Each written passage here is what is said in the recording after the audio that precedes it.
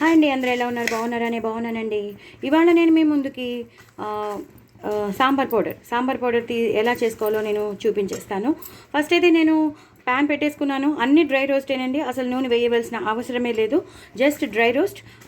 నేను మినపప్పు కాదు, కందిపప్పు వేసుకున్నాను ఎక్కువగా. ఒక 2 గ్లాసెస్ ఆఫ్ కందిపప్పు, అలాగే కొంచెం శనగపప్పు వేసుకున్నాను. అంటే హాఫ్ గ్లాస్ కన్నా కొంచెం తక్కువ శనగపప్పు, అలాగే బియ్యం, ఒక గుప్పిడి బియ్యం, మిరియాలు, ధనియాలు ఎక్కువ వేసుకున్నాను.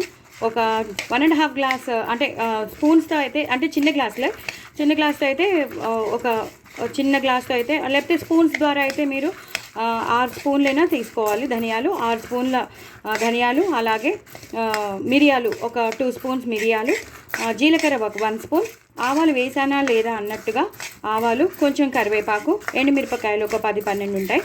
అంతేనండి, ఇంకేం వేయక్కర్లేదు. బియ్యం వేసుకోవాలి, శనగపప్పు వేసుకున్నాను, కందిపప్పు ఎక్కువ మోతాదులో వేసుకోవాలి, అలాగే మిరియాలు వేసుకోవాలి, కొంచెం మెంతులు కూడా వేసుకున్నాను, జీలకర్ర కూడా వేసుకున్నాను. సో ఇవన్నీ వేసుకున్నాను. చక్కగా ఇవి వేయించేసుకోవాలండి.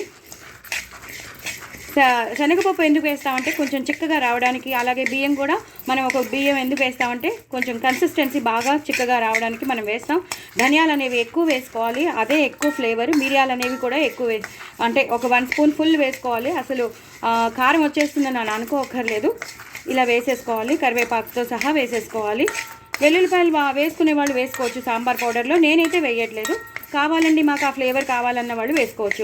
కొంచెం 1 స్పూన్ మెంతులు వేశాను, చాలా తక్కువ ఆవాలు వేశాను, జీలకర్ర 1 స్పూన్ ఫుల్ వేసేసాను. సో ఇవన్నీ చక్కగా వేయించేసుకోవాలండి. ఎప్పుడైతే ఇది వేగుతూ ఉంటుందో అప్పుడు మనం ఇంగు వేసేసుకోవాలి. కొంచెం ఇంగు వేసేసుకుంటే ఆ ఫ్లేవర్ ఉండిపోతుంది సాంబార్లో, అందుకని ఇంగు వేసేసుకోవాలన్నమాట. గ్రైండ్ చేసేటప్పుడు మాత్రం కొంచెం పసుపు వేసేసి, ఉప్పు వేసేసి గ్రైండ్ చేసి పెట్టుకుంటే అది నిలవ ఉంటుంది, ఎన్ని రోజులైనా నిలువ ఉంటుందండి.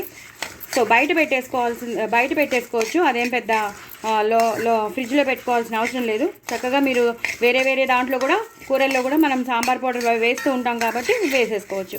కానీ ధనియాలు మాత్రం ఎక్కువ వేసుకోండి, 10 సార్లు చెప్తున్నాను. ధనియాలు, మిరియాలు కంపల్సరీ, జీలకర్ర కంపల్సరీ, ఎండుమిరపకాయలు ఆ మాత్రం ఉండాలి, కరివేపాకు వేసుకోవాలి, కందిపప్పు, శనగపప్పు ఇవన్నీ చక్కగా నేను 10 సార్లు ఎందుకు చెప్తానంటే మీరు ఒకవేళ మిస్ అయినా మళ్ళీ మీరు వింటారని చెప్తున్నాను. సో ఇలా వేయించేసుకోవడమేనండి. వేయించేసుకున్నాక దీన్ని మళ్ళీ చక్కగా స్టోర్ చేసి పెట్టేసుకోవాలి. నెక్స్ట్ ప్రొసీజర్ సాంబార్కి నేను మీకు మళ్ళీ చూపిస్తాను. చూసారు కదండి, ఇలా చేసి పెట్టేసుకోవాలి. నేను ఆల్రెడీ ఒక ప్లాస్టిక్ డబ్బాలో వేసేసుకున్నాను. సో ఇలా చేసేసి పెట్టేసుకుంటే మీరు ఎప్పుడు కావాలంటే అప్పుడు సాంబారు ఉడకపెట్టేసుకున్న పప్పు అన్నీ రెడీ చేసేసుకుని హ్యాపీగా ఇలా వేసేసుకోవచ్చు అనమాట. సాంబార్ పౌడర్ చాలా చాలా బాగుంటుంది, మంచి వాసనతో ఉందండి. ఎందుకంటే ఎక్కువ మిరియాలు వేసాం, ఎక్కువ ధనియాలు వేసాం. సో నేను అన్నీ మీకు చూపించేశాను కాబట్టి ఇలా చేసుకోండి, ఎన్ని రోజులైనా ఉంటుంది. ఇది గన్ పౌడర్ అంటారు, చాలా చాలా చాలా బాగుంటుంది. ఇది కూరల్లో కూడా వేసుకోవచ్చు, చాలా చాలా టేస్టీగా ఉంటుంది.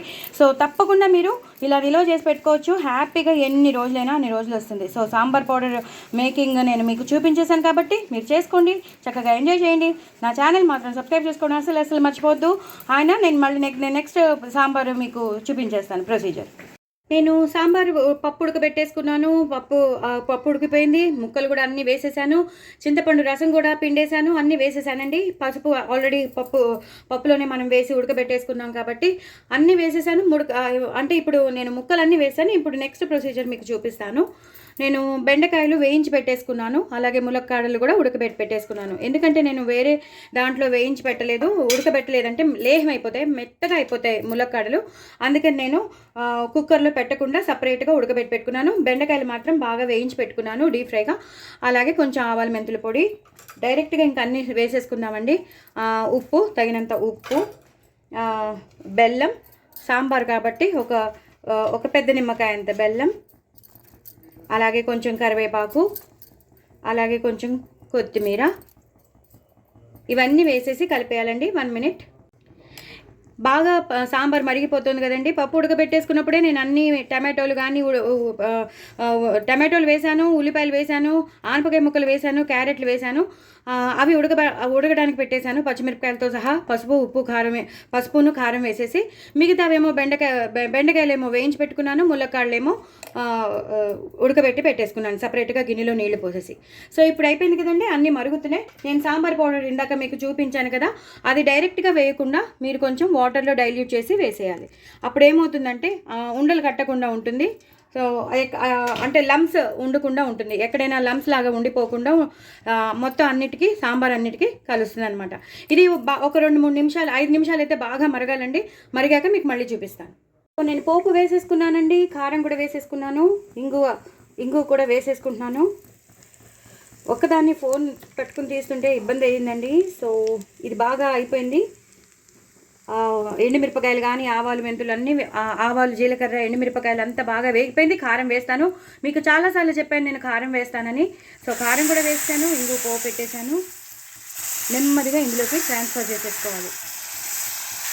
చాలా చాలా టేస్టీగా ఉండే సాంబార్ మనకి రెడీ అయిపోతుందండి. చాలా అంటే చాలా టేస్టీగా ఉంటుంది. చక్కగా సాంబార్ ఇడ్లీలోకి బాగుంటుంది, దోశల్లోకి బాగుంటుంది.